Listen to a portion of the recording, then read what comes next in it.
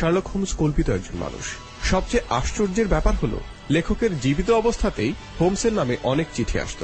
অবিশ্বাস্য হলেও সত্যি যে এখনো শার্লক হোমসের আবির্ভাবের 100 বছর পরও পৃথিবীর বিভিন্ন জায়গা থেকে 221 বি বেকার স্ট্রিট, লন্ডন, W1 এই ঠিকানায় প্রতি সপ্তাহে 40টি চিঠি আসে।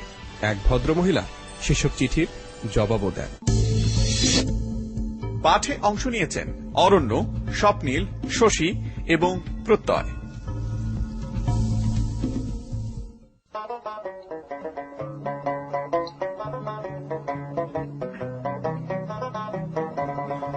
Well, in the merry month of May, now from me home I started, left the girls and few and nearly broken hearted, saluted father dear, kissed me darling mother, drank a pint of beer, me grief and tears was smothered enough to reap the corn and leaf, for I was born, got a stout McCord, a banished ghost and goblins, a brand new pair of brogues to rock the love of the bogs and frighten all the dogs on the rocky roads, a double of 1, 2, 3, 4, 5.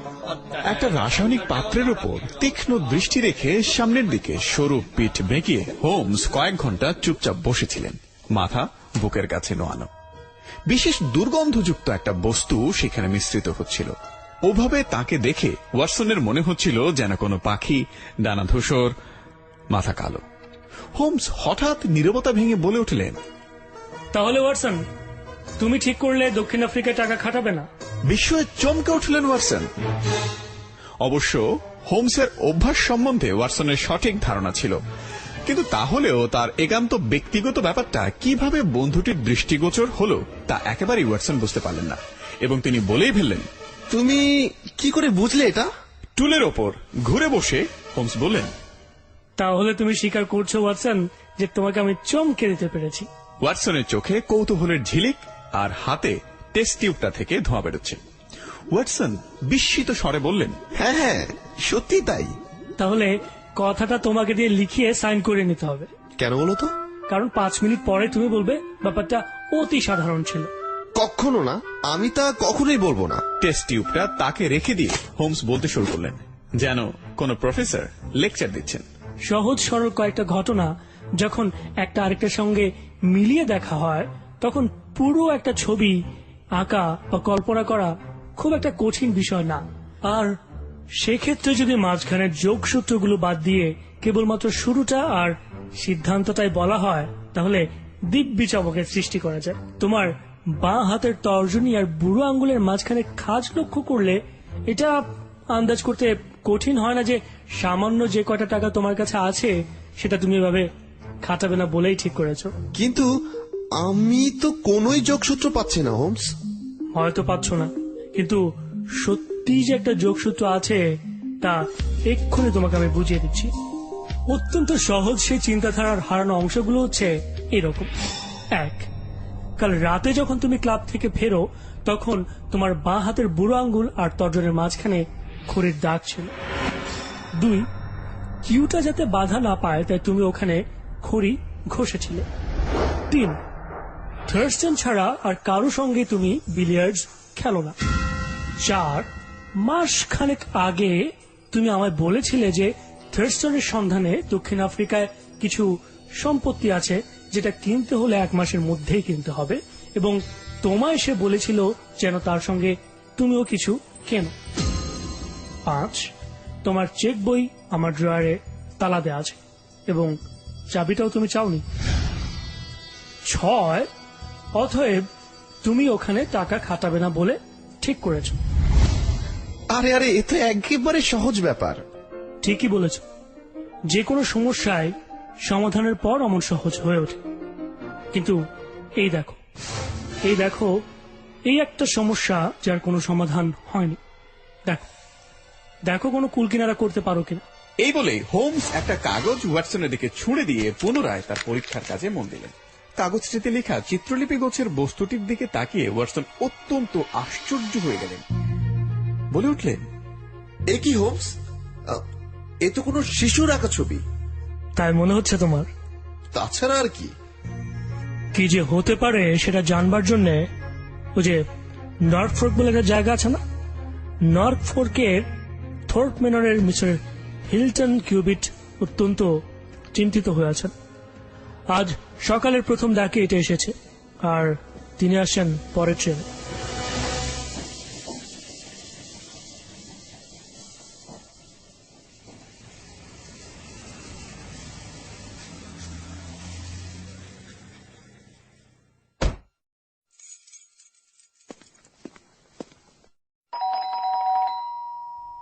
ওই যে দরজায় calling বেলের শব্দ। আশ্চর্য হব না যদি স্বয়ং উনি হন। সিঁড়ি বেয়ে ভারী পায়ের শব্দ উঠে আসছিল। পর মুহূর্তেই একজন ভদ্রলোক প্রবেশ করলেন। ভদ্রলোক লম্বা, দাড়িগোফ কামানো, তার স্বচ্ছ চোখ আর রক্তিম কপাল দেখে বুঝতে অসুবিধা হল না যে লন্ডনের বেকার স্ট্রিটের কুয়াশা থেকে তিনি দূরেই বসবাস করেন। এই নির্মল আবহাওয়ার খানিকটা যেন তিনি সঙ্গে করেই নিয়ে এসেছেন। যেই মুহূর্তেই তিনি হোমস এবং ওয়াটসনের সঙ্গে হ্যান্ডশেক করতে যাচ্ছেন, এমন সময় অদ্ভুত কাগজটার উপর তার চোখ পড়ল, যে কাগজটা ওয়াটসন চেয়ারের উপর রেখে দিয়েছিলেন। ভদ্রলোক বলে উঠলেন, ওটা থেকে কি বুঝলেন মিস্টার হোমস? শুনেছি অদ্ভুত অদ্ভুত রহস্য আপনি সমাধান করতে ভালোবাসেন, এবং এর চেয়ে অদ্ভুত রহস্য বোধ হয় আপনি আর পাবেন না। যাতে আপনি দেখে রাখবার সময় পান, সেই জন্যই আমি ওটা আগেই পাঠিয়েছিলাম। সত্যি ব্যাপারটা রহস্যময়। দেখলে মনে হয় বুঝি কোনো শিশুর অদ্ভুত খেয়াল, কয়েকটা অদ্ভুত মূর্তি নাচছে, এটুকুই কেবল দেখা যাচ্ছে। তা অমন একটা অদ্ভুত ব্যাপারের উপর আপনি কেন এতটা গুরুত্ব দিচ্ছেন? আমি হলে দিতাম না হোমস, কিন্তু আমার স্ত্রী দিচ্ছেন। আতঙ্কে তিনি আধ মরা হয়ে পড়েছেন প্রায়। মুখে তিনি কিছু না বললেও তা বুঝতে আমার মোটেই অসুবিধা হচ্ছে না, আর সেই জন্যই আমি এই রহস্যের কিনারা করবার জন্য এত ব্যস্ত হয়ে পড়েছি। কাগজটি এমনভাবে হোমস তুলে ধরলেন যাতে রোদ এসে সোজা সেটার উপর পড়ে। কাগজটা কোনো নোটবুক থেকে ছেড়ে নেয়া, লেখাটা পেন্সিল দিয়ে লেখা। সেটা হলো এরকম। কিছুক্ষণ পরীক্ষা করার পর মিস্টার হোমস কাগজটা ভাঁজ করে তার পকেটের মধ্যে রেখে দিলেন। তারপর বললেন, মামলাটা খুবই আনন্দদায়ক এবং অসাধারণ বলেই মনে হচ্ছে মিস্টার কিউবিট। কিছু কিছু খবর আমি আপনার চিঠি থেকে পেয়েছি। তাহলেও দয়া করে আপনি আমাকে সমস্ত ঘটনাটা গোড়া থেকে বলে যান। আমার বন্ধু ডক্টর ওয়াটসনের জন্য এটা আশা করি বেশ কাজে দেবে। ওয়েল মিস্টার হোমস, গুছিয়ে বলার ব্যাপারে আমি কিন্তু বিশেষ একটা পটু নই আপনার মতো। খুব নার্ভাস ভাবে বলিষ্ঠ দুই হাতের মুঠো খুলতে খুলতে আর বন্ধ করতে করতে অতিথিটি বললেন, আপনি বলছেন বলেই বলছি। যদি কোনো কিছু বুঝতে অসুবিধে হয় তো দয়া করে আমাকে জিজ্ঞেস করবেন। গত বছরই আমার বিবাহ হয়। সেই সময় থেকেই শুরু করছি। প্রথমেই বলি, আমি ধনী নই বটে, কিন্তু তাহলেও রাইডিং থোরপে আমাদের পূর্বপুরুষরা প্রায় 500 বছর ধরে বসবাস করছে, এবং পুরো নরফোর্ক কাউন্টিতে আমাদের থেকে সুপরিচিত বংশ কিন্তু আরেকটিও নেই। গত বছর জয়ন্তী উৎসবে আমি লন্ডনে এসে উঠি রাসেল স্কোয়ারের এক বোর্ডিং হাউসে, কারণ আমাদের পল্লী পুরোহিত পার্কার তখন সেখানে থাকতেন।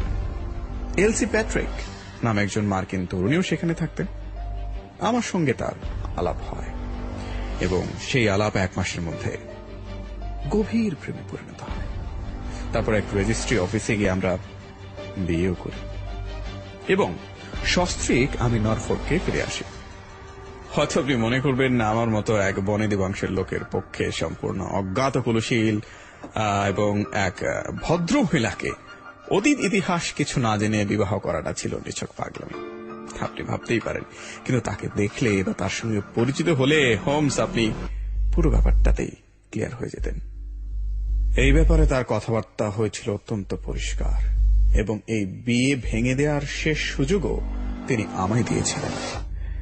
বলেছিলেন, জীবনে প্রচুর অপ্রীতিকর ঘটনার সঙ্গে জড়িয়েছিলাম, সেই সবই আমি ভুলে যেতে চাই। সেই অতীত জীবনের কথা আমি আর কখনোই তুলব না, কারণ সেই প্রসঙ্গ হবে আমার জন্য অত্যন্ত বেদনাদায়ক। তাই বলতে পারি, হিলটন, আমায় বিয়ে করার অর্থ হলো এমন একজনকে বিয়ে করা যে এমন কোনো কাজ করেনি যে জন্য তার লজ্জা পাওয়ার কিছু আছে। এই বিষয়ে তোমার আমাকে বিশ্বাস করতে হবে, এবং অতীত জীবনের কোনো কিছু উল্লেখ করতে তুমি আমাকে বাধ্য করবে না। এই শর্ত পছন্দ হলে তুমি একাই ফিরে যাও নরফোর্কে, আমার জীবন যেমন নিঃসঙ্গ তেমন নিঃসঙ্গই থাকুক। ঠিক এই কথাগুলি তিনি আমায় বলেছিলেন বিয়ের আগের দিনে। সেই শর্তে আমি রাজি হয়ে তাকে বিয়ে করেছিলাম এবং সেই থেকে এখনো পর্যন্ত সেই শর্ত আমি পালন করে আসছি। হোমস, আমাদের 1 বছরের বিবাহিত জীবনে আমরা বলতে পারেন সুখী ছিলাম, কিন্তু প্রায় মাসখানেক আগে অর্থাৎ গত জুন মাসের শেষ থেকে প্রথম আমি একটা ঝামেলার পরিচয় পেলাম।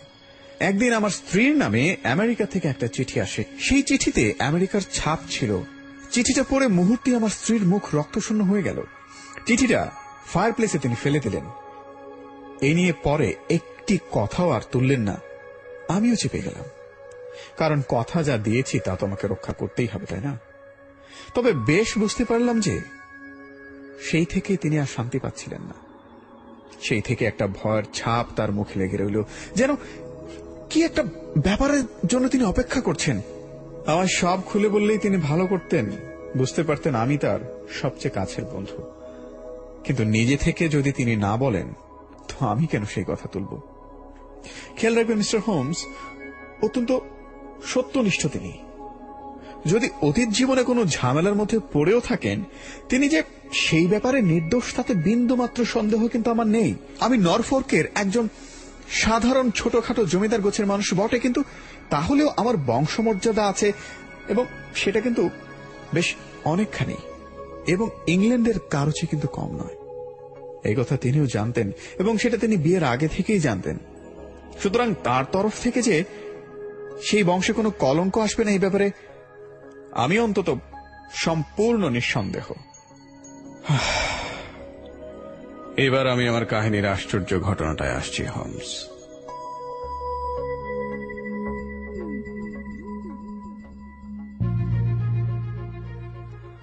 সপ্তাহখানেক আগে, যে গত বৃহস্পতিবার, আমি লক্ষ্য করলাম একটা জানালার খড়খড়িতে কয়েকটা ওই রকম অদ্ভুত নাচের ভঙ্গি, যেমনটি এই কাগজটা আপনি দেখতে পাচ্ছেন, খড়ি দিয়ে আঁকা।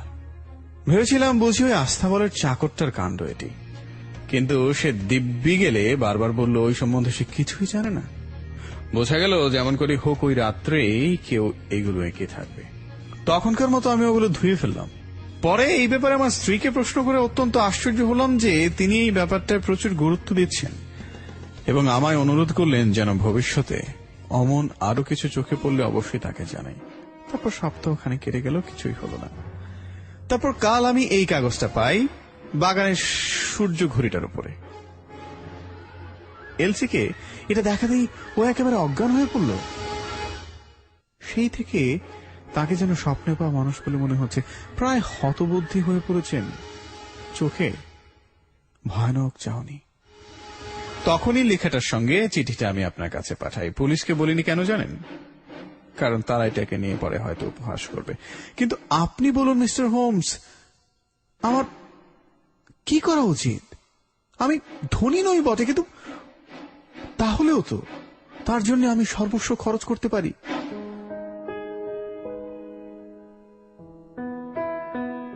অখণ্ড মনোযোগের সঙ্গে হোমস তার কাহিনী শুনলেন। বনেদি ইংরেজ ঘরের চমৎকার সন্তান এই ভদ্রলোক। সাদাসিধে ভদ্র, বড় বড় নীল চোখ, মুখাবয়ব সুন্দর, প্রশান্ত। স্ত্রীর প্রতি তার ভালোবাসা আর নির্ভরতা যেন তার সর্বশরীর দিয়ে ভাস্বর হয়ে উঠেছে। বেশ চুপচাপ কিছুক্ষণ চিন্তা করলেন হোমস। তারপর নীরবতা ভেঙে তিনি বললেন, দেখুন মিস্টার কিউবিট, এ নিয়ে আপনি আপনার স্ত্রীকে সরাসরি প্রশ্ন করুন। তাকে বলুন যে এই গোপন তথ্যের আপনিও ভাগিদার হতে চান। না মিস্টার হোমস, কথা যখন দিয়েছি তখন আমার কথা আর নড়চড় হবে না। এলসি ইচ্ছে করলে কিন্তু আমাকে ব্যাপারটা বলতে পারতেন। আমার জন্য তার গোপনীয়তার মধ্যে জোর করে প্রবেশ করাটা মনে হয় ঠিক হবে না। তবে এই ক্ষেত্রে অবস্থা বুঝে আমার কাজ করার অধিকার আছে এবং আমি তাই করব। আমি আমি আমার যতটুকু সম্ভব ততটুকু আপনাকে সাহায্য করার চেষ্টা করব। আচ্ছা, প্রথমে আমি জিজ্ঞেস করি, কোনো অপরিচিত লোককে কি আপনি আপনাদের ওখানে সম্প্রতি দেখেছেন বা এসছে বলে শুনেছেন? কই না তো, যতটুকু বুঝেছি জায়গাটা কিন্তু মোটামুটি নির্জন। তাহলে তো নতুন কোনো মুখ দেখা গেলে নিশ্চয়ই আলোচনা হতো। হ্যাঁ, তবে সে তো যেখানে দেখা যাবে সেখানেই কেবল, তাই না? ছোট ছোট বেশ কয়েকটা বাড়ি ওখানে ছড়ানো আছে, পরস্পর থেকে বেশি দূরেও কিন্তু নয় সেগুলো। তাছাড়া ওখানকার চাষিরা ঘর ভাড়াও দিয়ে থাকে। এই লেখাগুলোর একটা অর্থ আছে, তা পরিষ্কার বোঝা যাচ্ছে। আর যদি সত্যি অর্থবহ হয় তাহলে নিশ্চয়ই আমি এর পাঠোদ্ধারও করতে পারবো। কিন্তু এই নমুনাটা এতই ছোট, আর যেসব ঘটনা আপনি উল্লেখ করলেন সেগুলো এতই অসামঞ্জস্যপূর্ণ যে সূত্র হিসেবে ঠিক ওগুলোর উপর নির্ভর করা যায় না। তাই আমার পরামর্শ হলো আপনি আপনার নর্থফোর্কে ফিরে যান, ভালো করে লক্ষ্য রাখুন, আর নতুন কোনো নাচুনে মানুষের যদি ছবি পান তাহলে অবশ্যই তার নকল করে রাখবেন। মানে যে লেখাটা আপনি পাবেন সেই লেখাটার নকল করে রাখবেন। খুব আফসোসের কথা যে জানালায় যেসব ছবি ছিল সেগুলোর কোনোই নকল রাখা হয়নি। খোঁজ রাখুন কোনো অচেনা লোকের সেখানে আনাগোনা হচ্ছে কিনা। নতুন কোনো প্রমাণ পেলেই আমাকে জানাবেন। এর চেয়ে ভালো কোনো পরামর্শ আপাতত আমি আপনাকে দিতে পারছি না। সেরকম জরুরি কিছু ঘটলে আমি নিজে গিয়েই আপনার সঙ্গে দেখা করব। এরপর শার্লক হোমস গভীর চিন্তায় ডুবে রইলেন। কয়েকদিন ধরেই তিনি বারবার ভাঁজ করা কাগজটা বের করে অনেকক্ষণ ধরে ছবিগুলো লক্ষ্য করলেন, আর এই প্রসঙ্গে তিনি কোনো কথাই বললেন না। কথা বললেন 15 দিন পর। ওয়াটসন বাইরে যাচ্ছিলেন, তখন তিনি ডাকলেন, ওয়াটসন, তোমার এখন বাইরে না বেরোনোই ভালো। কেন বলো তো? মিস্টার হিলটন কিউবিটের কাছ থেকে আজকে সকাল একটা টেলিগ্রাম পেয়েছি। মনে আছে তো সেই নাচুনে মানুষের ছবির কথা? আজ দুপুর 1:20 সময় তার লিভারপুল স্ট্রিটে পৌঁছানোর কথা। যে কোনো মুহূর্তে তিনি পৌঁছে যেতে পারেন। তার থেকে জানলাম কিছু গুরুত্বপূর্ণ ঘটনা ঘটেছে।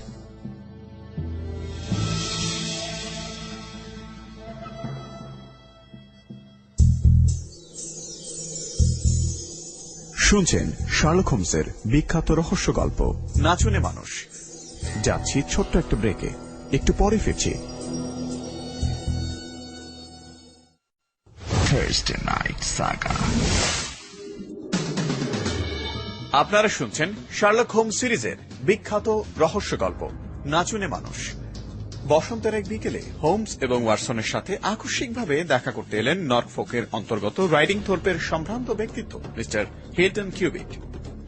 এসেছেন কাগজে লেখা এক বিশেষ চিত্রলিপির সমাধান জানতে, কারণ এই বিশেষ রহস্যময় অদ্ভুত চিরকুট নিয়ে মিস্টার কিউবিটের চাইতে তার স্ত্রী এলসি প্যাট্রিকের আতঙ্ক অনেক বেশি। যদিও খুব সুখী দাম্পত্য জীবন তাদের, তবুও আমেরিকা থেকে আগত এই বিশেষ সংকেতের চিত্রলিপি নিয়ে তার স্ত্রীর দুশ্চিন্তা অনেক বেশি ভাবিয়ে তুলছে তাকে। বাড়ির জানলার খড়খড়িতে যখন সেরকম আঁকা আরেকটি সংকেত পেলেন, তখন আর দেরি না করে চলে আসলেন হোমসের কাছে। বিষয়টি নিয়ে কয়েকদিন চিন্তার পর হোমস রওনা দিলেন নর্ফোকের দিকে। কি আছে সেই চিরকুটে? হোমস কি পারবেন সেই রহস্যের সমাধান করতে?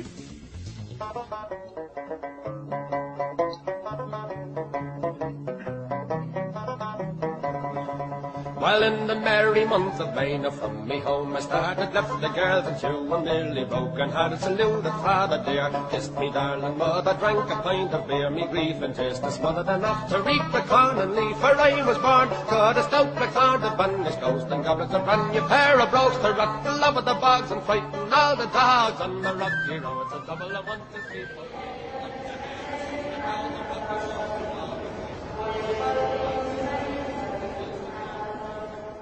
কিছুক্ষণের মধ্যেই মিস্টার কিউবিট এলেন স্টেশন থেকে একটা ঘোড়ার গাড়ি নিয়ে। মনে হলো ভদ্রলোক অত্যন্ত দুশ্চিন্তাগ্রস্ত এবং চিন্তিত। কপালে তার বলিরেখা ফুটে উঠেছিল। ক্লান্ত শরীরটা একটা ইজি চেয়ারে এলিয়ে দিয়ে বললেন, আমার স্নায়ুর উপরে যথেষ্ট চাপ পড়েছে মিস্টার হোমস। খুব মতলববাজ কিছু অজানা এবং অচেনা লোক, অদৃশ্য থেকে ঘিরে রয়েছে। এই চিন্তায় যথেষ্ট অস্বস্তিকর।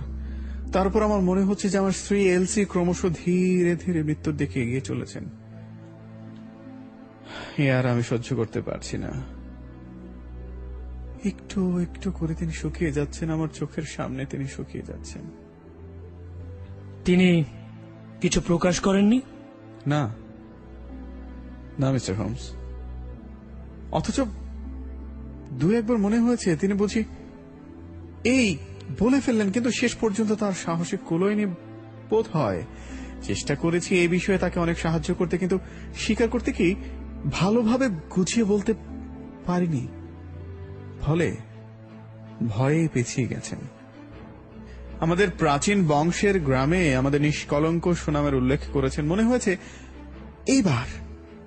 এইবার হয়তো সেই প্রসঙ্গটা তিনি তুলবেন, কিন্তু যে কারণেই হোক তিনি কেন জানি অন্য প্রসঙ্গে চলে এসেছেন। আচ্ছা, নিজে থেকে আপনি নিশ্চয়ই কিছু খবর পেয়েছেন? তা পেয়েছি, এবং বলতে পারেন বেশ কিছু খবরই পেয়েছি। অনেকগুলো নাচুনি মানুষের ছবি পেয়েছি এবং আমি নিয়েও এসেছি আপনি দেখবেন বলে। আর তার চেয়ে বড় কথা, আমি সেই লোকটাকেও দেখেছি। হ্যাঁ, কি বলছেন আপনি? যে এঁকেছে তাকে? হ্যাঁ মিস্টার হোমস, এবং আঁকছে এমন অবস্থায় দেখেছি। আমি সব বলছি শুনুন। আমি যেমনটি দেখেছি, যেমন যেমন ঘটেছে, এখান থেকে ফিরে পরদিন সকালে সর্বপ্রথম আমার চোখে পড়ে বেশ কয়েকটা নাচুনি মানুষের ছবি, যন্ত্রপাতি ঘরের কালো দরজার খড়ি দিয়ে আঁকা। সামনের জানালাগুলো থেকে দেখা যায় স্পষ্ট। একটার নিখুঁত নকল আমি নিয়েছিলাম। এই যে দেখুন দেখুন। বাহ, চমৎকার। তারপর বলে যান, আপনি বলে যান। নকল করা হয়ে গেলে মুছে ফেললাম আমি ছবিগুলো, কিন্তু 2 দিন পরেই আবার একদিন সকালে আরো একটা নতুন ছবি, এই যে সেটার নকল। বেশ তাড়াতাড়ি আমার সূত্রগুলো সংগ্রহিত হচ্ছে। এর 3 দিন পরে আরো একটা এলো। এটা কাগজে লেখা। এটা ছিল সূর্য ঘড়ির নিচে রাখা। যে এটার আঁকা ছবিগুলো লক্ষ্য করে দেখুন, একেবারে অবিকল আগেরটার মতো, তাই না? তখন আমি ঠিক করলাম লোকটার জন্য আমি তৈরি হয়ে থাকব। রিভলভার বের করে আমি পড়বার ঘরে বসে রইলাম। বাগানটা আর মাঠটা সেখান থেকে স্পষ্ট দেখা যায়। রাত তখন প্রায় 2টো। আমি জানলার কাছে বসে আছি, চারদিকে অন্ধকার। হঠাৎ পেছন থেকে আমি একটা পায়ের শব্দ পেলাম। দেখি আমার স্ত্রী, পরনে ড্রেসিং গাউন, আমায় অনুরোধ করলেন গিয়ে শুয়ে পড়তে। পরিষ্কার করে আমি তাকে বললাম আমি দেখতে চাই তাকে, যে আমাদের সঙ্গে এমন বাজে হেয়ালিপনা করছে। কিন্তু উনি বললেন এই এক অর্থহীন রসিকতা এবং আমার এই নিয়ে মাথা ঘামাবার নাকি কোনো প্রয়োজন নেই। তারপর বললেন, দেখো হিলটন, সত্যিই যদি এতে তোমার কোনো বিরক্তি হয়ে থাকে তো চলো আমরা কোথাও বেড়াতে যাই, তাহলে আর কোনো ঝামেলা থাকবে না। আমি বললাম, কি বলছো তুমি এসব? একটা বদ রসিকের রসিকতায় কিনা আমি নিজের বাড়ি ছেড়ে পালাবো? জেলা শুদ্ধ সবাই হাসবে তাহলে, বুঝেছ? হোমস উনি তখন বললেন, আচ্ছা এখন তো শোবে, এসো, সকালে উঠে তখন এই নিয়ে আলোচনা হবে। কথা শেষ হতে না হতে চাঁদের আলোয় দেখলাম তার মুখটা আর অনেক ফ্যাকাশে হয়ে উঠেছে। হোমস তার হাত আমার কাঁধে আরো চেপে বসলো। যন্ত্রপাতির ঘরের ছায়া দেখলাম কি একটা প্রাণী যেন নড়াচড়া করছে। একটা কালচে মূর্তি গুড়ি বেড়ে এসে একেবারে দরজাটার সামনে বসলো। পিস্তল নিয়ে আমি তাকে তাক করতে যাচ্ছিলাম, কিন্তু এলসি আমাকে 2 হাতে জড়িয়ে ধরে মরিয়া হয়ে আঁকড়ে রইল। তাকে সরিয়ে ফেলবার চেষ্টা করলাম, কিন্তু শেষ পর্যন্ত আমি মুক্ত হতে পারলাম বটে। কিন্তু যতক্ষণে গিয়ে দরজা খুলে আমি ওখানে পৌঁছালাম তার আগেই ওটা পালিয়ে গেল। তবে একটা চিহ্ন সে রেখে গেছে। ওই যে ছবিটা আমি আপনাকে দিয়েছি, ওটা যন্ত্রপাতি ঘরের দরজায় আঁকা ছিল। আগে 2 বার আপনাকে দেওয়ার ছবিগুলোর মতোই। আর তার কোনো চিহ্ন পাইনি সমস্ত মাঠ খুঁজেও। অথচ আশ্চর্যের ব্যাপার এই যে লোকটা সারা রাত ওখানে ছিল। কারণ সকালবেলা যখন আবার দরজাটা পরীক্ষা করি, দেখি যে পর্যন্ত আমি রাতে দেখেছিলাম তার সঙ্গে আরো কিছু ছবি যুক্ত হয়েছে। আচ্ছা, সেটুকুর কোনো নকল কি রেখেছেন? হ্যাঁ, তবে খুবই সামান্য। তবু দেখুন, এই যে এই হচ্ছে সেই নকলগুলো। আচ্ছা, একটা কথা বলুন তো, এই লেখাটা কি আগের লেখাটার কোনো অংশ, নাকি আগেরটার সঙ্গে এর কোনো সম্পর্কই নেই? এটা ছিল দরজাটার অপর পাল্লায়। বাহ, চমৎকার। আমাদের পক্ষে এইটি হচ্ছে সবচেয়ে গুরুত্বপূর্ণ। আশা হচ্ছে, আমার রীতিমতো আশা হচ্ছে। বলে যান মিস্টার কিউবিট, খুবই কৌতূহলপূর্ণ আপনার এই মামলা। আমার আর কিছুই বলবার নেই মিস্টার হোমস। জানেন, আমি আমার স্ত্রীর উপর অত্যন্ত ক্ষুব্ধ হয়েছিলাম আমায় ওভাবে আটকে রাখার জন্য। না হলে নিশ্চয়ই আমি শয়তানটাকে ধরে ফেলতাম। এলসি আমাকে বললেন আমায় আটকে দিয়েছেন পাছে আমার কোনো আঘাত লাগে এই ভয়ে, কিন্তু পলকের জন্য আমার মনে হয়েছিল হয়তো তার ভাবনা হয়েছিল আমি নয়, ওই লোকটাই আহত হয়, কারণ লোকটাকে যে আমার স্ত্রী চিনতেন এবং জানতেন এবং কি বলতে চাইছে এই বিষয়ে সন্দেহ মাত্র নেই আমার। কিন্তু মিস্টার হোমস, আমার স্ত্রীর গলার আওয়াজে আর চোখের চাউনিতে এমন কিছু ছিল যে যা থেকে সন্দেহের কোনো প্রশ্নই ওঠে না। আমার ইচ্ছে গোটা ছয়েক ছোকরাকে ঝোপঝাড়ের আড়ালে রেখে দেয়ার, আর লোকটা এলে তাকে খুব উত্তম মাধ্যম দেয়া, যাতে ভবিষ্যতে আর কখনো আমাদের পেছনে না লাগে। আমার মনে হয় না এই বিষয়টা অত সহজে মেটবার বিষয়। আচ্ছা, এখন কয়েকদিন আপনাকে যদি আমি লন্ডনে থাকতে বলি, আপনি থাকতে পারবেন? আজই আমাকে ফিরে যেতে হবে হোমস। আমার স্ত্রীকে একা ওখানে রাখা কোনো মতেই আমার ইচ্ছে নয়। অত্যন্ত নার্ভাস হয়ে পড়েছেন জানেন। অনুরোধ করেছেন অবশ্যই আমি যেন ফিরে আসি। তা অবশ্য ঠিক। তবে যদি থাকতে পারতেন তাহলে 2-1 দিনের মধ্যেও আমি আপনার সঙ্গে যেতে পারতাম। আচ্ছা, ওই কাগজগুলো রেখে যান। আশা করছি খুব শিগগিরই এই বিষয়ে আমি খানিকটা মনোযোগ দিতে পারবো। আগন্তুক যতক্ষণ ছিলেন ততক্ষণ হোমস তার নির্লিপ্ত ভাব বজায় রেখেছিলেন। তবে তিনি যে অত্যন্ত উত্তেজিত হয়ে পড়েছিলেন ওয়াটসন সেটা আন্দাজ করতে পারলেন। ভদ্রলোক চলে যাওয়ার সঙ্গে সঙ্গে হোমস তাড়াতাড়ি টেবিলের কাছে গেলেন। তারপর নাচুনে মানুষের সবগুলো ছবি টেবিলে বিছিয়ে খুব একটা জটিল হিসাব নিয়ে বসলেন। 2 ঘন্টা ধরে হোমস বিভোর হয়ে অনেকগুলো অঙ্ক কষলেন আর চিঠি লিখলেন। ওয়াটসনের উপস্থিতির কথা যেন একেবারেই তিনি ভুলে গেলেন। যখন কাজ এগিয়েছে খুশিতে শেষ দিয়ে আর গান গিয়ে উঠেছেন, আর যখন কোনো কিনারা করতে পারছেন না কপালে বলিরেখা তুলে শূন্য দৃষ্টিতে তাকিয়ে থেকেছেন অনেকক্ষণ ধরে।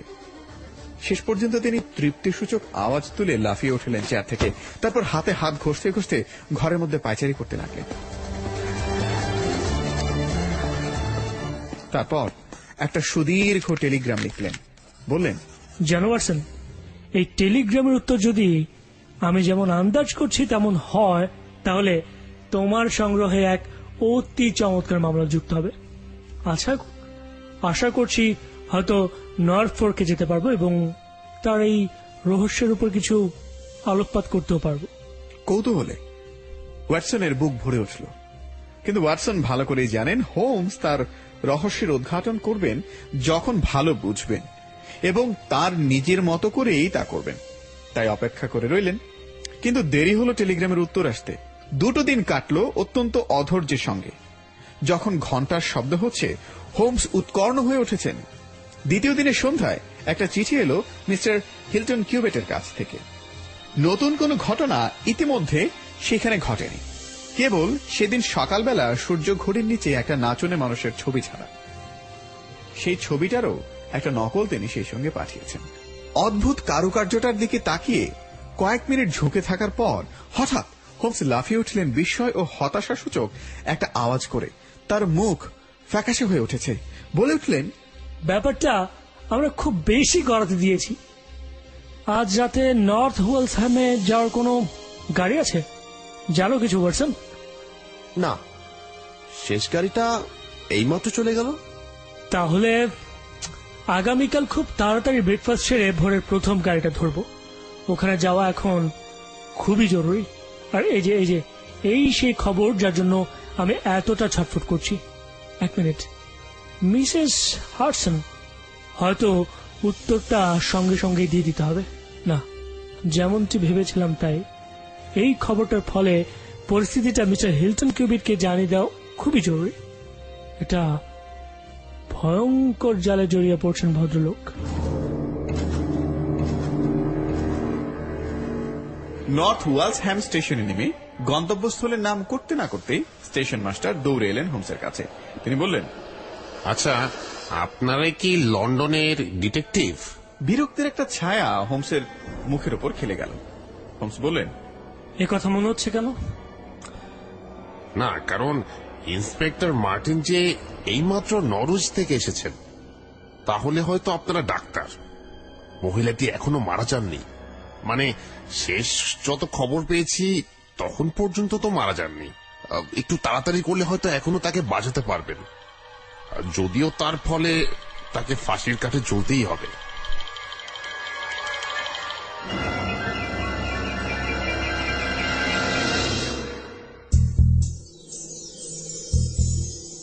শুনছেন শার্লক হোমসের বিখ্যাত রহস্য গল্প নাচুনে মানুষ।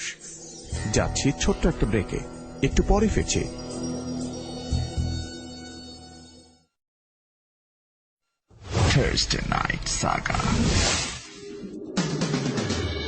আপনারা শুনছেন শার্লক হোমস সিরিজের বিখ্যাত রহস্য গল্প নাচুনে মানুষ।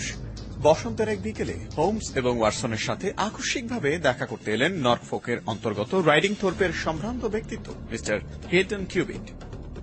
এসেছেন কাগজে লেখা এক বিশেষ চিত্রলিপির সমাধান জানতে, কারণ এই বিশেষ রহস্যময় অদ্ভুত চিরকুট নিয়ে মিস্টার কিউবিটের চাইতে তার স্ত্রী এলসি প্যাট্রিকের আতঙ্ক অনেক বেশি। যদিও খুব সুখী দাম্পত্য জীবন তাদের, তবুও আমেরিকা থেকে আগত এই বিশেষ সংকেতের চিত্রলিপি নিয়ে তার স্ত্রীর দুশ্চিন্তা অনেক বেশি ভাবিয়ে তুলছে তাকে। বাড়ির জানলার খড়খড়িতে যখন সেরকম আঁকা আরেকটি সংকেত পেলেন, তখন আর দেরি না করে চলে আসলেন হোমসের কাছে। বিষয়টি নিয়ে কয়েকদিন চিন্তার পর হোমস রওনা দিলেন নর্ফোকের দিকে। কি আছে সেই চিরকুটে? হোমস কি পারবেন সেই রহস্যের সমাধান করতে?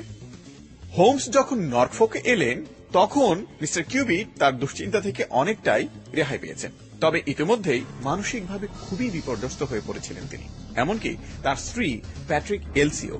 তবে মিস্টার কিউবিট হোমসকে বলেছেন তিনি সেই ব্যক্তিকে দেখেছেন যিনি গভীর রাতে তার বাড়িতে এসে সেই নাচুনে মানুষের ছবি এঁকে যায়। বন্দুক দিয়ে তারাও করেছিলেন সেই লোকটাকে, কিন্তু তার স্ত্রী এলসির কারণে তাকে আর ধরতে পারেননি। হোমস লন্ডনে চলে আসার কয়েকদিন পর খবর আসে মিস্টার কিউবিট আর নেই। কি হয়েছিল তার?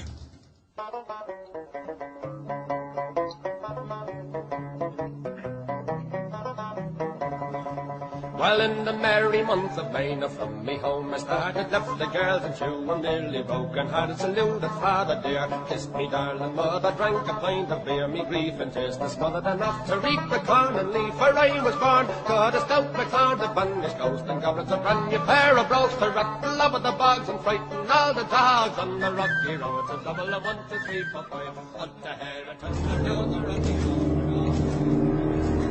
দুশ্চিন্তায় হোমসের ভ্রু ঘন হয়ে গেল। তিনি বললেন, রাইডিং থোর্প আর তার স্ত্রী দুজনকেই গুলি করা হয়েছে। ভদ্রমহিলাটি প্রথমে স্বামীকে আর পরে নিজেকেই গুলি করে। চাকররা তাই বলেছে ভদ্রলোক মারা গেছে, আর ভদ্রমহিলাটি বাঁচবে কিনা সন্দেহ। নর্ফোকের সবচেয়ে বনেদি বংশের সন্তান, সবাই তাকে সম্মান করত। আর একটি কথাও না বলে হোমস একটা গাড়ি ভাড়া করলেন।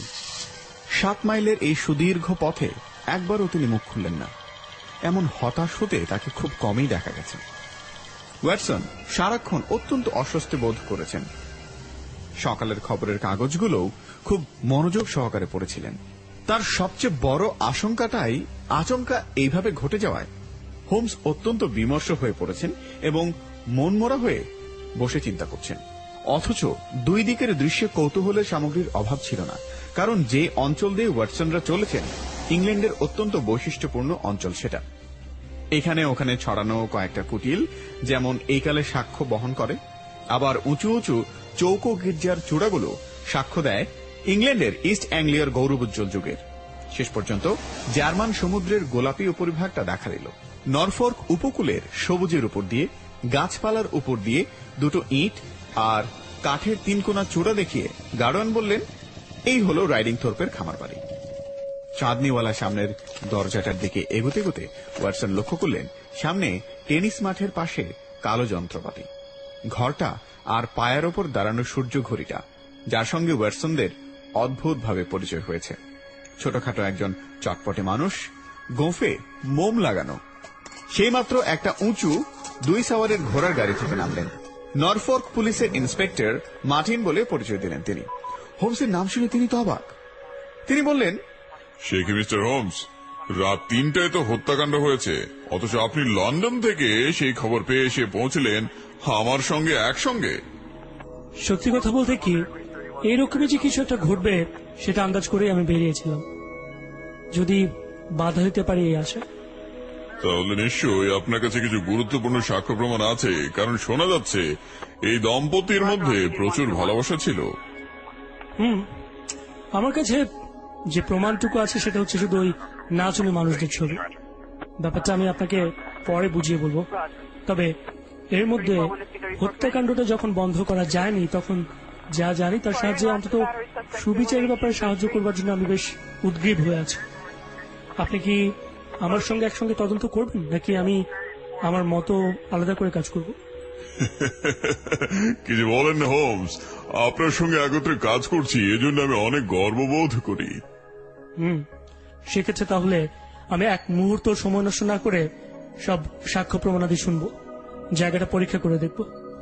ইন্সপেক্টর মার্টিনের কাণ্ডজ্ঞানের অভাব ছিল না। হোমসকে তার ইচ্ছে মতো কাজ করতে বাধা দিলেন না তিনি, বরং হোমসের তদন্তের ফলাফল সবসময়ই লক্ষ্য করতে লাগলেন। স্থানীয় ডাক্তার সেই সময় মিসেস কিউবিটের ঘর থেকে বেরিয়ে এলেন। বললেন তার ক্ষত ভয়ঙ্কর হলেও মারাত্মক নাও হতে পারে। মগজের ধার ঘেঁষে গুলিটা চলে গেছে, সুতরাং জ্ঞান ফিরতে বেশ কিছুক্ষণ সময় লাগবে। তাকে গুলি করা হয়েছে না তিনি নিজেকেই নিজে গুলি করেছেন, এই কথার উত্তর তিনি সঠিকভাবে বলতে পারছেন না। তবে গুলিটা করা হয়েছে খুব কাছের থেকে। ঘরে একটা মাত্র পিস্তল পাওয়া গেছে, তার 2টো নল খালি, আর গুলি মিস্টার হিল্টনের হৃৎপিণ্ড ভেদ করে চলে গেছে। এমনটি সম্ভব যে মিস্টার হিল্টন প্রথমে স্ত্রীকে গুলি করে তারপর নিজেকেই গুলি করেছেন, কিংবা হয়তো মহিলাটি অপরাধী, কারণ রিভলভারটা পড়েছিল তাদের দুইজনের মাঝামাঝি জায়গায়।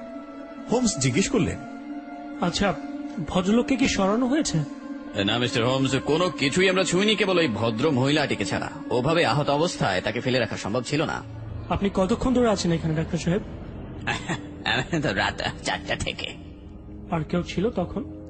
হ্যাঁ, এখানকার একজন কনস্টেবল ছিল। আপনিও কোনো কিছুতে হাত দেননি তো? না, আমি দিইনি। খুবই বিবেচনার কাজ করেছেন। আচ্ছা, কে আপনাকে খবরটা দিয়েছিল? ওই যে গৃহকর্ত্রী সন্ডার্স। সে কি সবার আগে খবরটা জানা? হ্যাঁ, সে আর রাধুনী মিসেস কুক। তারা এখন কোথায়? মনে হয় রান্নাঘরে। তাহলে তাদের কথাটাই আগে শোনা উচিত। ওক কাঠের প্যানেল দেয়া আর উঁচু জানালা বিশিষ্ট প্রাচীন হল ঘরটা একটা তদন্তের কাছারিতে পরিণত হল। একটা মস্ত পুরনো ধরনের চেয়ারে হোমস বসলেন। তার নীরস মুখে এক নিষ্ঠুর দৃষ্টি, সেই দৃষ্টিতে দৃঢ় প্রতিজ্ঞার ছাপ। তিনি তার জীবন পর্যন্ত উৎসর্গ করতে রাজি। যেই মক্কেলকে রক্ষা করতে তিনি পারলেন না, তার আততায়ীর ওপর প্রতিশোধ তিনি নেবেনই। স্ত্রীলোক দুটি তাদের বক্তব্য সংক্ষেপে সারল। একটা প্রচন্ড বিস্ফোরণের শব্দ তাদের কানে আসে। তারা শুয়েছিল পাশাপাশি 2টো ঘরে। সঙ্গে সঙ্গে মিসেস কিং সবেগে চলে যায় সন্ডার্সের কাছে। একই সঙ্গে দুজনে সিঁড়ি বেয়ে নেমে আসেন। পড়বার ঘরের দরজাটা খোলা ছিল। একটা মোমবাতি জ্বলছিল টেবিলের ওপর ঘরের মাঝখানে। তাদের মনিবের দেহ উপুর হয়ে পড়ে আছে, মারা গেছেন তিনি। জানলার কাছে তার স্ত্রী গুঁড়ি মেরে রয়েছেন, মাথাটা দেয়ালের সাথে। ভয়ঙ্কর আঘাত লেগেছে তার। মুখের একটা দিকে রক্তে রক্তে একেবারে লাল হয়ে গেছে। খুব জোরে জোরে নিঃশ্বাস নিচ্ছেন, কিন্তু কথা বলতে পারছেন না। সমস্ত বারান্দাটা আর ঘরটা ধোঁয়ায় আর বারুদের গন্ধে ভর্তি। জানলাটা নিশ্চয়ই ভেতর থেকে বন্ধ ছিল, এই বিষয়ে ওদের দুজনেরই একমত। সঙ্গে সঙ্গে ডাক্তারকে খবর দেয় তারা, পুলিশকেও। তারপর ভৃত্যদের সাহায্যে মনিবের আহত স্ত্রীকে তার ঘরে নিয়ে যায়। তিনি আর তার স্বামী দুজনেই শুয়েছিলেন সেই বিছানায়। মহিলাটির পরনের পোশাক আর মিস্টার কিউবিটের পরনের রাত্রিবাসের উপরে ড্রেসিং গাউন। পড়বার ঘরের কোনো কিছুই নাড়াচাড়া করা হয়নি। কখনো তারা স্বামী স্ত্রীর মধ্যে ঝগড়া হতেও শোনেননি। পরস্পরের প্রতি তাদের প্রচুর টান ছিল। ভৃত্যদের সাক্ষীর প্রধান একটা ঘটনা হলো এই। ইন্সপেক্টর মার্টিনের প্রশ্নের উত্তরে স্পষ্টই বোঝা গেল যে প্রত্যেকটা দরজায় ভেতর থেকে এঁটে বন্ধ করা ছিল এবং বাড়ি থেকে বেরিয়ে যাওয়া যে কোনো লোকের পক্ষেই অসম্ভব ছিল।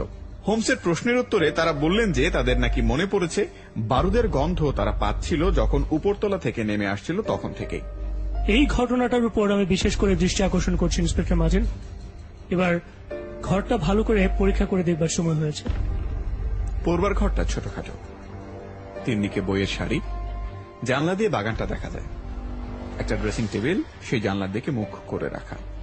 হতভাগ্য মৃতটির দিকে এই প্রথম ওয়াটসনের দৃষ্টি পড়ল। তার বিশাল শরীরটা মেঝেতে পড়ে আছে। অবিন্যস্ত পোশাকে দেখে বুঝতে অসুবিধা হল না যে তাকে তড়িঘড়ি বিছানা থেকে উঠতে হয়েছিল। গুলিটা ছোঁড়া হয়েছে সামনের দিক থেকে। হৃৎপিণ্ড ভেদ করার পর সেটা শরীরের ভিতরেই রয়ে গেছে। মৃত্যু হয়েছে সঙ্গে সঙ্গে এবং কোন রকম যন্ত্রণাই হয়নি। তার ড্রেসিং গাউনে বাঁ হাতে বারুদের কোনো চিহ্ন নেই। স্থানীয় ডাক্তারের মত হল ভদ্রলোকের মুখে হাতে বারুদের চিহ্ন ছিল না। এই শুনে হোমস মন্তব্য করলেন, হাতে চিহ্ন না থাকার তাৎপর্য আসলে কিছুই নেই, তবে যদি থাকতো তাহলে তা প্রচুর পরিমাণে থাকত। গুলি ভালো করে না ভরার ফলে কখনো পেছন দিকে একটু ছিটকে ওঠে, কিন্তু তা না হলে অনেকগুলো গুলি ছুড়লেও তার কোনো চিহ্নই দেখা যায় না। আমার মনে হয় মিস্টার কিউবিটের দেহ এখন সরানো যেতে পারে। আচ্ছা ডাক্তার সাহেব, ভদ্রমহিলার শরীর থেকে কি গুলিটা বের করেছেন? না না, তা করতে হলে আগে একটা বড় গোছের অপারেশন করা দরকার, বুঝলেন। এই যে রিভলভারটা, এখনো 4টি গুলি রয়েছে, 2টি গুলি খরচ হয়েছে এবং 2 জন আহত হয়েছেন, সুতরাং গুলির হিসাব মিলল। হয়তো তাই, কিন্তু ওই যে একটা গুলি জানলার ধারটায় গিয়ে লেগেছে, সেটার হিসেব কি পেয়েছেন? হঠাৎ সেই দিকে ফিরলেন তিনি। লম্বা সরু আঙুল দিয়ে একটা গর্ত নির্দেশ করলেন। গর্তটা জানলার নিচের দিক থেকে ইঞ্চি খানেক উপরে। কি আশ্চর্য! ওটা আপনি দেখতে পেলেন কি করে? ওটারই খোঁজ করছিলাম, সেজন্য। বাহ, চমৎকার! হ্যাঁ, আপনি ঠিকই বলেছেন। সুতরাং দেখা যাচ্ছে ওই দুটো ছাড়াও আর একটা গুলি তাহলে ছোড়া হয়েছিল। অতএব তৃতীয় একজন ব্যক্তি নিশ্চয়ই ছিল, কিন্তু কি করে তা সম্ভব এবং কি করেই বা সে বেরিয়ে যেতে পারল বলেন?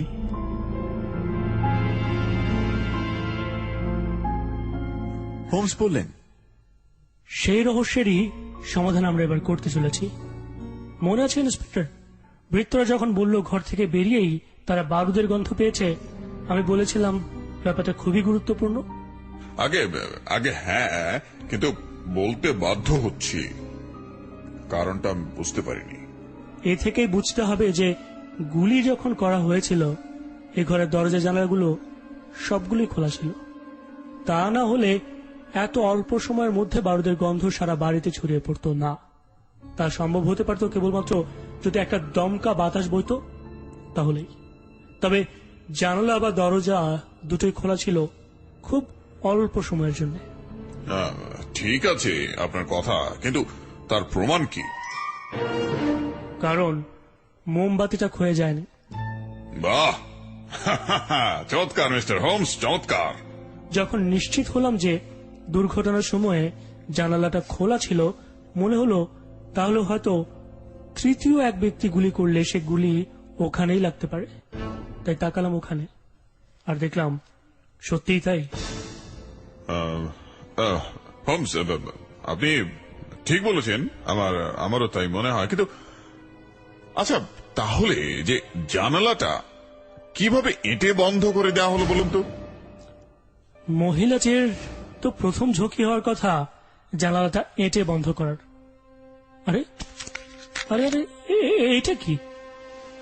পড়বার টেবিলের উপরে একটা লেডিস ব্যাগ, কুমিরের চামড়া আর রূপো দিয়ে সুন্দর করে তৈরি। সেটাকে খুলে উপর করে ফেলেছেন হোমস। বেরিয়ে পড়ল ব্যাংক অফ ইংল্যান্ডের 20টা 50 পাউন্ডের নোট আর একটা রাবারে ব্যান্ড দিয়ে জড়ানো। তাছাড়া আর কিছুই ছিল না। হোমস বললেন, এটা রেখে দিতে হবে, বিচারের সময় দরকার হবে। এই বলে হোমস ব্যাগটা আর নোটগুলো ইন্সপেক্টরের হাতে দিলেন। তারপর বললেন, এবার আমাদের তৃতীয় গুলিটার উপর আলোকপাতের চেষ্টা করতে হবে। জানালার কাঠটা যেরকম জখম হয়েছে তাতে বোঝা যায় যে গুলিটা ছোড়া হয়েছে ঘরের ভেতর থেকে। মিসেস কিং এর সঙ্গে একটু কথা বলতে চাই আমি। আচ্ছা মিসেস কিং, তুমি বলেছিলে একটা জোরালো শব্দে তোমার ঘুম ভাঙে, তার মানে কি তুমি বলতে চাও যে দ্বিতীয় গুলির থেকে সেটার আওয়াজ বেশি জোরালো ছিল? জি, ওটার আওয়াজে আমার ঘুম ভেঙে যায়, তাই একথা ঠিক জোর করে বলতে পারছি না। তবে আওয়াজটা যে খুব জোরে হয়েছিল তাতে আমার সন্দেহ নেই। কিন্তু এমনও তো হতে পারে যে দুটি গুলির আওয়াজ প্রায় একই সঙ্গে শোনা গিয়েছিল। তা আমি বলতে পারবো না। আমার কিন্তু মনে হয় ব্যাপারটা ঠিক সেরকমই ঘটেছিল। আমার মনে হয় না ইন্সপেক্টর, এ ঘরে আমাদের আর কিছু দেখবার আছে। যাবেন নাকি আমার সঙ্গে একটু বাগানটা ঘুরে দেখতে, যদি কোনো নতুন সূত্র মেলে?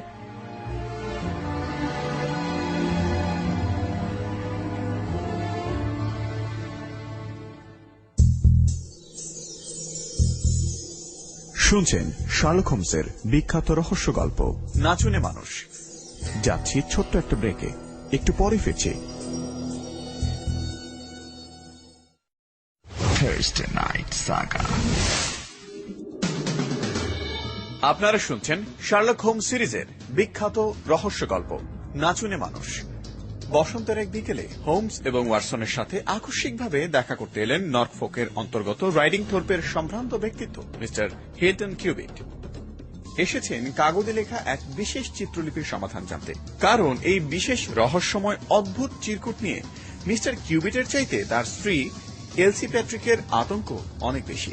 যদিও খুব সুখী দাম্পত্য জীবন তাদের, তবুও আমেরিকা থেকে আগত এই বিশেষ সংকেতের চিত্রলিপি নিয়ে তার স্ত্রীর দুশ্চিন্তা অনেক বেশি ভাবিয়ে তুলছে তাকে।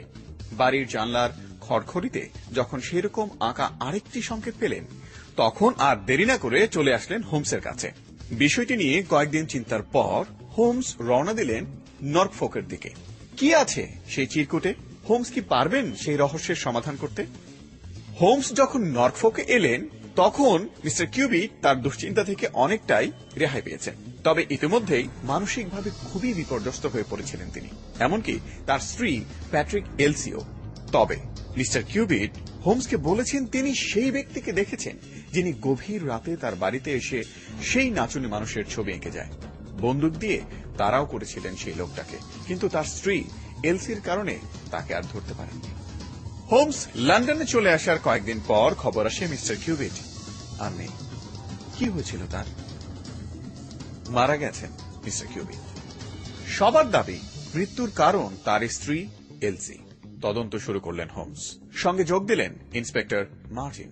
জিজ্ঞাসাবাদের শুরুতেই কথা বললেন রাঁধুনি মিসেস কুক, গৃহকর্ত্রী সন্ডার্সের সাথে, কিন্তু মিসেস কিং এর সাথে কথা বলার সময় মিলে গেল সবচাইতে চাঞ্চল্যকর তথ্য। কি হবে এরপর? হোমস কি পারবেন নাচুনে মানুষের রহস্যের সমাধান করতে?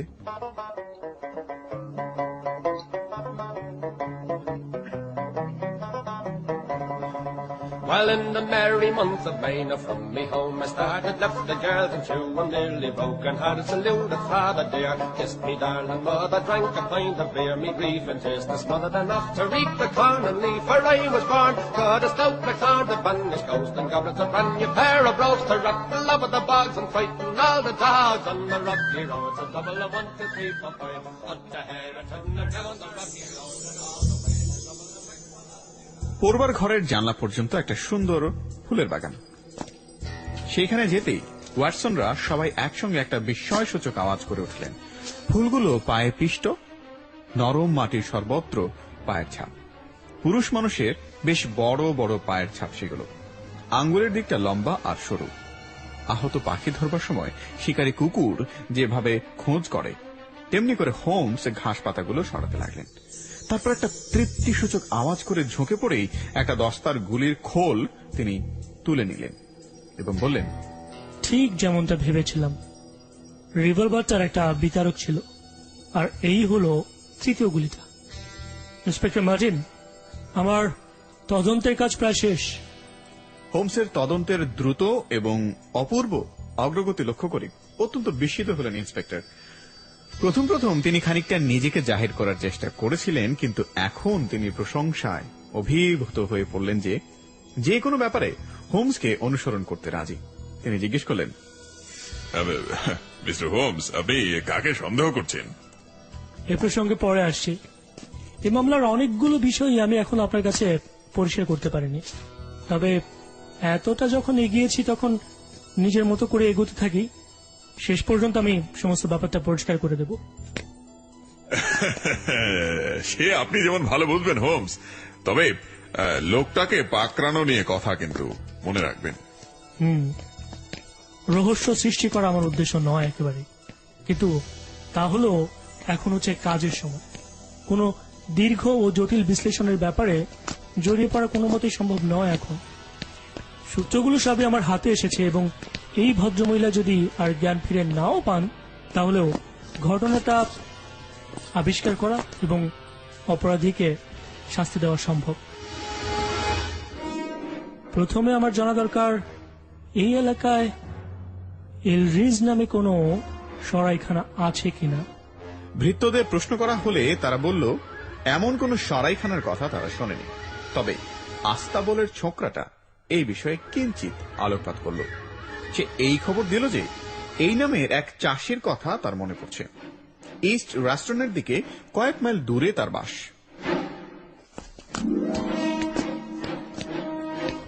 জায়গাটা কি খুবই নির্জন? হ্যাঁ, খুবই নির্জন। হয়তো সেখানে গত রাতের ঘটনার খবর পৌঁছয় না এখনো, কি বলো? মনে হয় না। আচ্ছা, তাহলে একটা ঘোড়া সাজাও তো দেখি। একটা চিঠি দিচ্ছি, সেটা নিয়ে এলরিজের গোলা বাড়িতে যাবে, বুঝতে পেরেছো? হ্যাঁ, ঠিক আছে। পকেট থেকে নাচুনি মানুষদের ছবিওয়ালা কাগজগুলো বের করলেন তিনি। সেগুলো সামনে রেখে টেবিলে বসে কি সব যেন লিখলেন।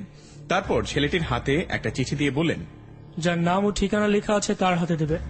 আর শোনো, যদি কেউ কোনো প্রশ্ন করে তোমাকে, তাহলে কোনো প্রশ্নের উত্তর দেবে না। চিঠিটার পেছনে ঠিকানাটা অসম হাতে এলোমেলো ভঙ্গিতে লেখা। হোমসের পরিচ্ছন্ন হাতের লেখার সঙ্গে কোনো মিল নেই তার। ঠিকানাটা হল মিস্টার এফ স্লেনি, এলরিজের গোলাবাড়ি, ইস্ট রাস্টন, নরফর্ক।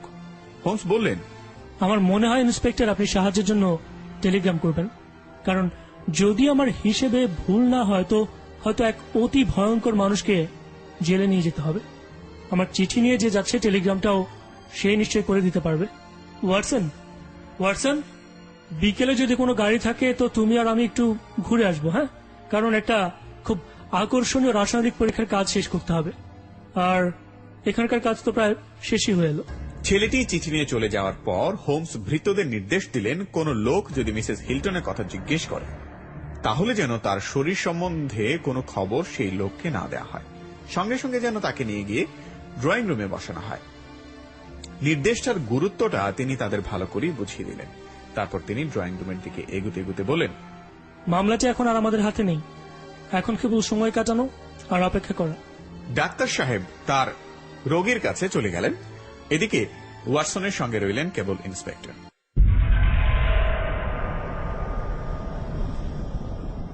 চেয়ারটা টেবিলের কাছে টেনে নিয়ে নাচুনে মানুষদের বিচিত্র ছবিগুলো সামনে বিছিয়ে হোমস বললেন, 1 ঘন্টা এখন আমাদের দিব্যি কাটানো যাবে। 1 ঘন্টা এখন আমরা কাটিয়ে দিতে পারি দিব্যি আরাম করে। আর ইন্সপেক্টর, পুরো মামলাটাই আপনার কাছে হয়তো তদন্তের ব্যাপারে বিশেষ উল্লেখযোগ্য। প্রথমে আপনাকে বলে রাখি, বেকার স্ট্রিটে মিস্টার হিলটনের সঙ্গে যে চমৎকার কথাগুলো আমার সাথে হয়েছিল, যেসব আলাপ আলোচনা হয়েছিল, সেগুলোর ব্যাপারে। এই বলে তিনি সংক্ষেপে সেই ঘটনাটা আবার বললেন। তারপরে বললেন, এই যে অদ্ভুত কাগজগুলো আমার সামনে রয়েছে, এগুলো দেখলে হাসি পেত যদি এইরকম ভয়ঙ্কর একটা পরিণতির অগ্রদূত বলে প্রমাণিত না হতো এই কাগজগুলি। সংকেত লিপির অনেক রকম ফেরের সঙ্গে আমি পরিচিত এবং এ বিষয়ে আমি একটা ছোটখাটো বইও লিখেছি। তাতে আমি 160 রকমের সংকেত লিপির বিশ্লেষণ করেছি, কিন্তু তা সত্ত্বেও এইটা আমার কাছে সম্পূর্ণ নতুন। আপাত দৃষ্টিতে মনে হয় যে এতে যে খবরটা দেওয়া হচ্ছে তা অন্যকে না জানানো, এবং বরং এই ধারণা সৃষ্টি করা যে এটা কোনো বাচ্চার খেয়াল ছাড়া আর কিছুই নয়।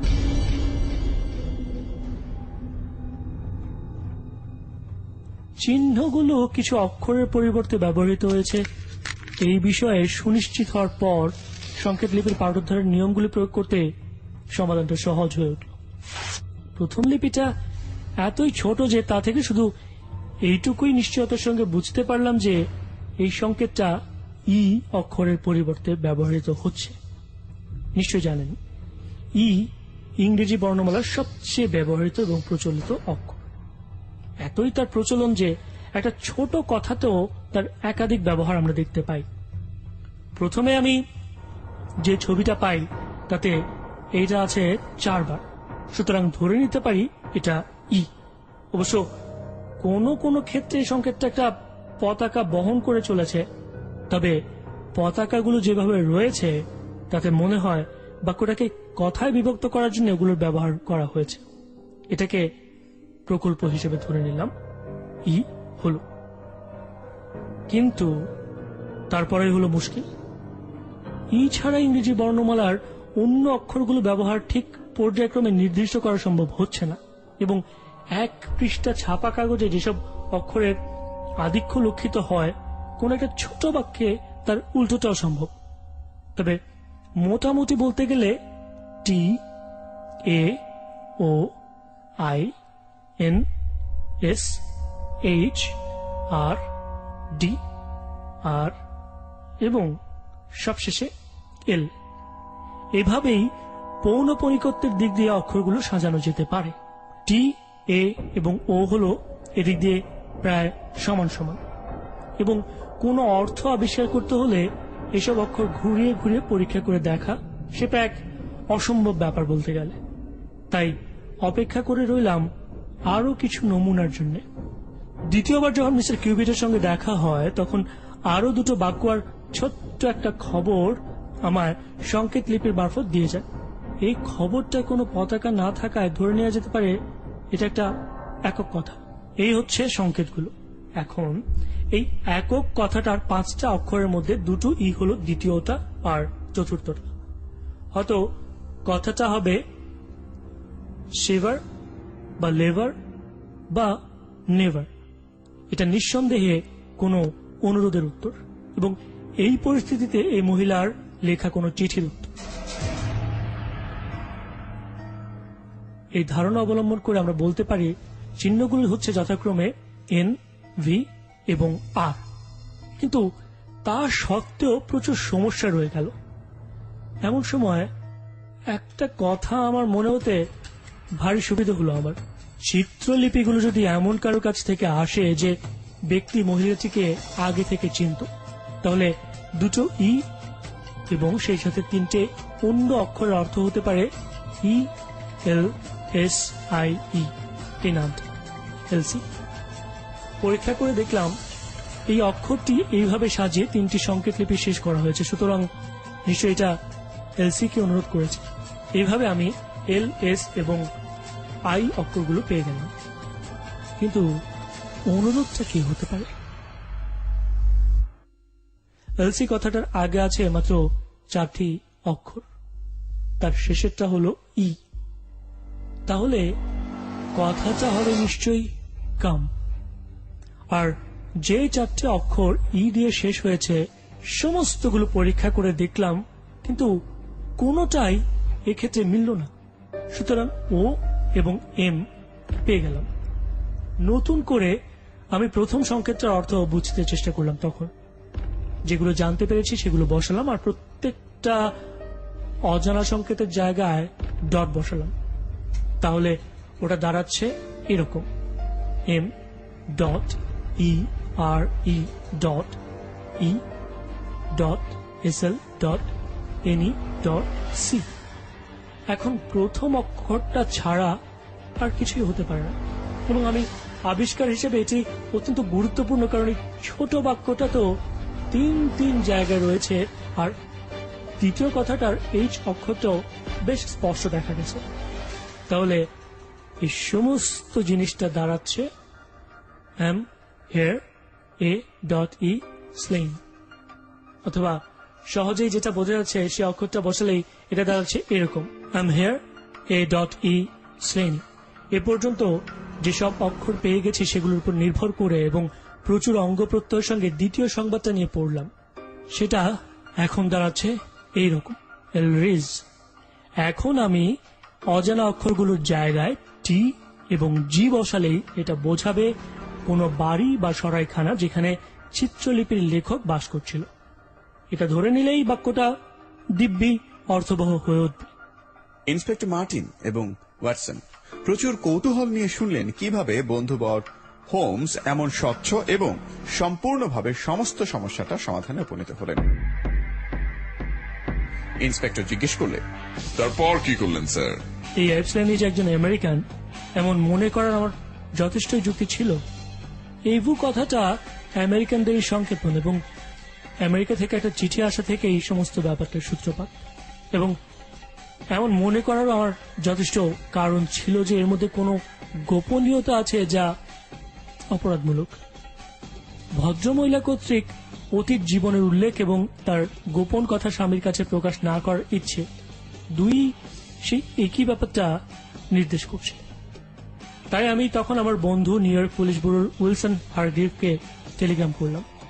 একাধিকবার তিনি লন্ডনের অপরাধ সম্বন্ধে আমার জ্ঞানকে কাজে লাগিয়েছেন। জানতে চাইলাম যে এই এপসলেনের নামটা তার জানা আছে কিনা। এই যে এখানে তার উত্তর, শিকাগোর সবচেয়ে মারাত্মক শয়তান সে। যেদিন সন্ধ্যায় এই উত্তর আমি পাই সেদিনই হিলটন কিউবেট স্ল্যানির শেষ সংকেতটা পাঠান আমার কাছে। জানা অক্ষরগুলো বসলে সেটা দাঁড়ায় ঠিক এরকম, ELSIE.RE.R টু মিট THYGO, দুটো পি আর একটা ডি বসালেই একটা সম্পূর্ণ সংবাদ পাওয়া গেল। এলসি ঈশ্বরের কাছে যাওয়ার জন্য তৈরি হয়। যা থেকে জানতে পারি শয়তানটা প্ররোচনা ছেড়ে ভীতি প্রদর্শনের পথ ধরেছে, এবং শিকাগোর শয়তানদের সম্বন্ধে যা জানি তাতে আমি এইভাবে তৈরি হলাম যে খুব অল্প সময়ের মধ্যেই সে তার কাজ শেষ করবে। সঙ্গে সঙ্গে আমি ডক্টর ওয়াটসনের সঙ্গে নর্থফোর্কে চলে এলাম। কিন্তু অত্যন্ত দুঃখের বিষয়, এর মধ্যেই যা ক্ষতি হবার তা হয়ে গেছে। দেখুন, কোন মামলায় আপনার সঙ্গে কাজ করা রীতিমতো ভাগ্যের ব্যাপার। মাফ করবেন, যদি মন খুলে আপনার সঙ্গে কথা বলি। দেখুন, আপনাকে কারো কাছে জবাবদিহি করতে হয় না, কিন্তু আমার উপরওয়ালাদের কাছে কিন্তু জবাবদিহি করতে হয়। এখন এলরিজের কাছে এইসব স্লেনি যদি খুনি হয় এবং আমি যখন এখানে বসে সেই সময় যদি সে পালিয়ে যায় এই এলাকা থেকে, তাহলে কিন্তু আমাকেই বিপদে পড়তে হবে। না ইন্সপেক্টর, এই নিয়ে আপনার অস্বস্তি তেমন কোনো কারণ নেই। পালাবার চেষ্টা সে করবে না। কি করে জানলেন? কারণ পালানোটা এক্ষেত্রে তার পক্ষে অপরাধ শিকারের সমানই হবে। তাহলে চলি, গিয়ে গ্রেফতার করি তাকে। কারণ যে কোনো মুহূর্তে এখন আমি তাকে এখানে আশা করছি। সে কি? কেন সে আসবে? তাকে যে আমি এখানে আসতে লিখেছি। কিন্তু এই কথা কি করে আমি বিশ্বাস করব হোমস? আপনি লিখেছেন তাই সে এখানে আসবে? এইরকম চিঠি পেলে তো সে ভয়ে পালিয়ে যাবে বরং। আমার ধারণা সে চিঠি কিভাবে লিখতে হয় তা আমি জানি।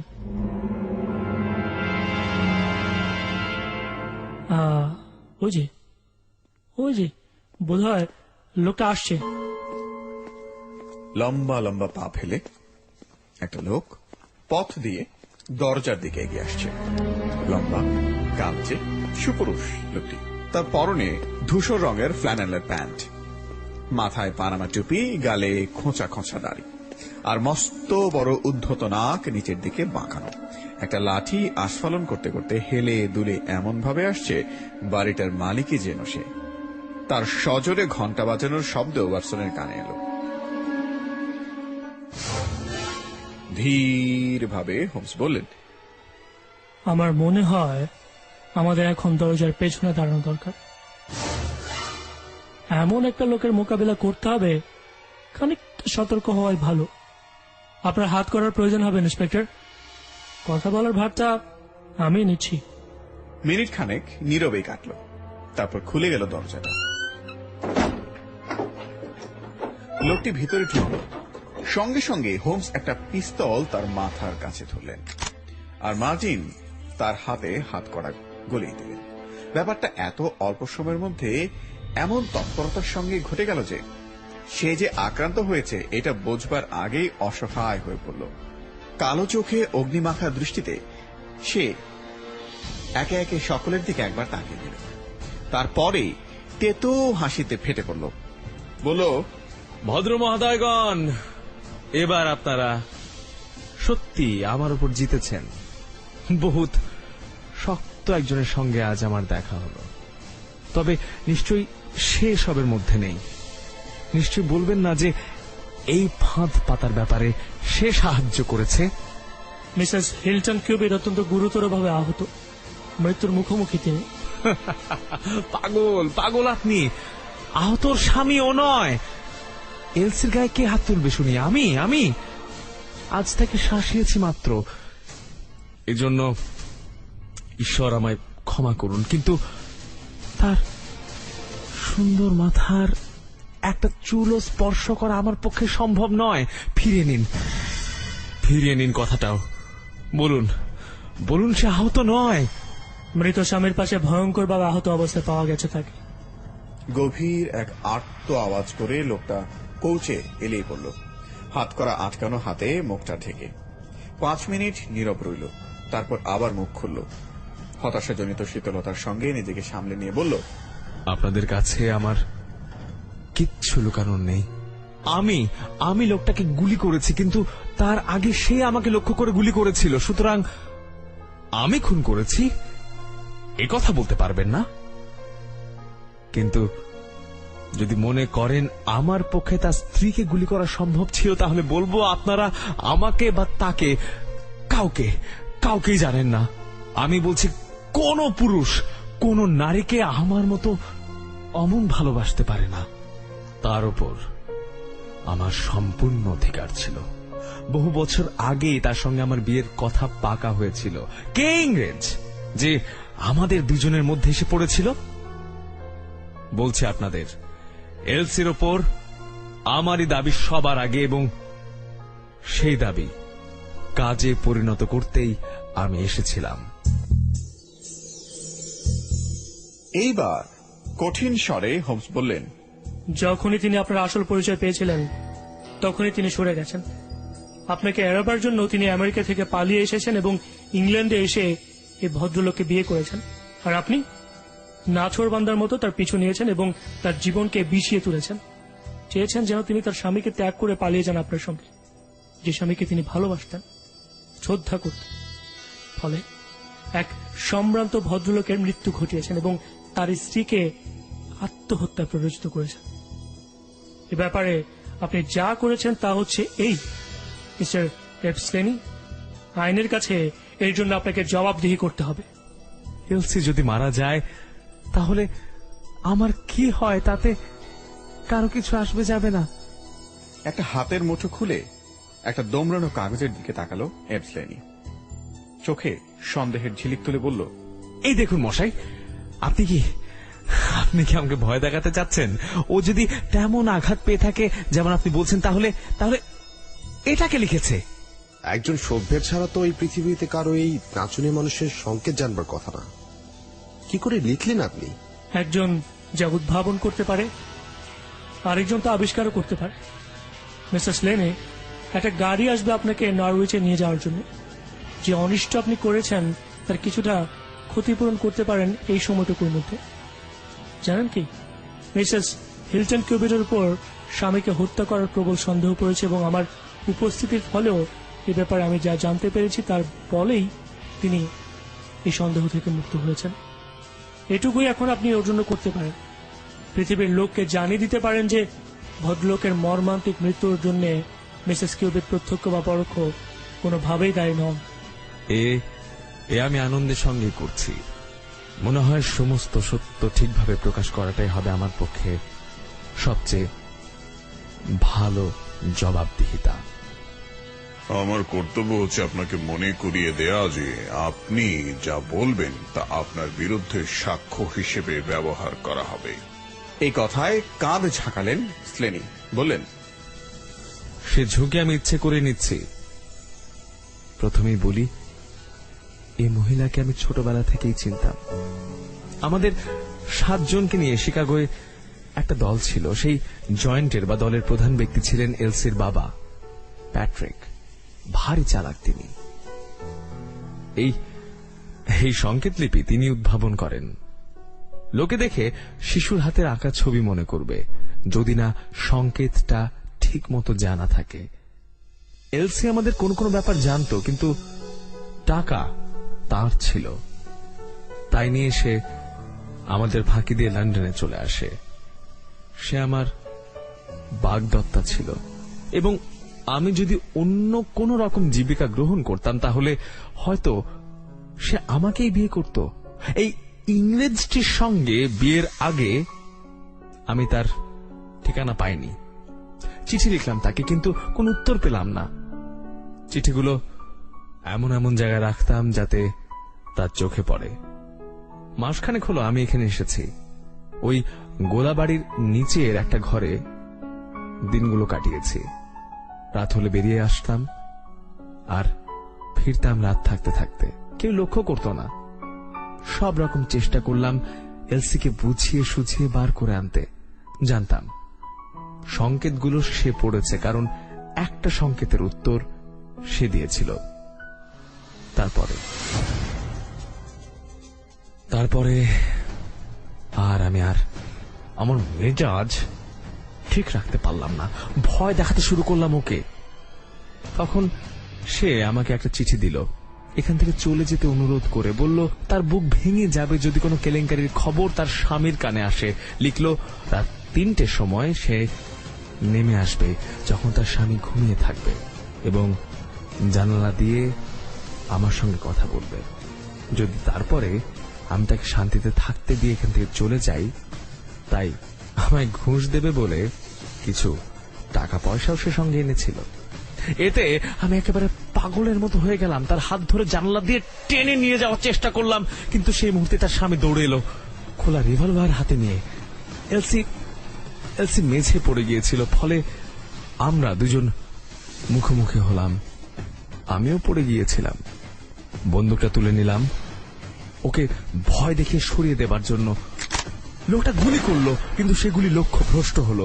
সেই সুযোগে সেই মুহূর্তেই আমিও গুলি করলাম, আর সঙ্গে সঙ্গে সে পড়ে গেল। তখন আমি বাগান পেরিয়ে যেতে যেতে জানালা বন্ধ করার শব্দ শুনতে পেলাম। এই হলো সমস্ত ঘটনা। এর প্রতিটি বাক্যই সত্য। এরপর আমি আর এই বিষয়ে কিছুই শুনিনি, যতক্ষণ না ছেলেটি ঘোড়ায় চড়ে এই খবর নিয়ে এলো। যা পড়ে আমি এখানে এসে বোকার মতো আপনাদের হাতে ধরা পড়ে গিয়েছি।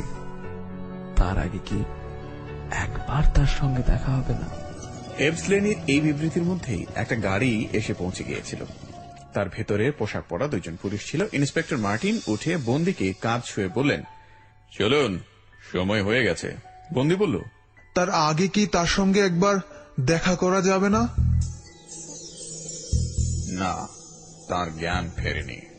জানলার কাছে দাঁড়িয়ে গাড়িটা চলে যাওয়া লক্ষ্য করলেন ওয়াটসন। মুখ ঘোরাতেই বন্দি যে কাগজের টুকরোটা এনেছিলেন সেটা চোখে পড়ে গেল। এই চিঠিটাই হোমস টোপ হিসেবে ব্যবহার করেছিলেন। হোমস তখন হেসে বললেন, ওয়াটসন, দেখো তো এই চিঠিটার পাত উদ্ধার করতে পারো কিনা। কোনো কথাই তাতে লেখা ছিল না, শুধু নাচুনে মানুষের এই ছোট্ট লাইনটি ছাড়া। সংকেতটা যেভাবে সাজিয়েছি দেখলে বোঝা যাবে এর অর্থ হচ্ছে কেবলমাত্র এরকম, এক্ষুনি চলে এসো এখানে। নিশ্চয়ই জানতাম এরকম একটা আমন্ত্রণ প্রত্যাখ্যান করতে পারবে না সে, কারণ এই চিঠি যে অন্য কারো কাছ থেকে আসতে পারে আন্দাজ করা একেবারেই অসম্ভব। বিচারে আমেরিকান অ্যাবসলেনির মৃত্যুদণ্ড হয়েছিল, কিন্তু পরিস্থিতির বিচারে এবং বিশেষ করে মিস্টার হিল্টন কিউবিটেই আগে গুলি করেছিলেন এই হিসেবে দণ্ডের লাঘব হয়ে তার যাবজ্জীবন সশ্রম কারাদণ্ড হয়। আর মিসেস হিল্টন কিউবিট সম্পূর্ণ সুস্থ হয়ে উঠেছিলেন এবং শেষ পর্যন্ত বিধবাই রয়ে গেলেন। সারাটা জীবন গরিবদের সেবায় আর স্বামীর বিষয় সম্পত্তি দেখাশোনা করায় নিজেকে নিয়োজিত রাখলেন।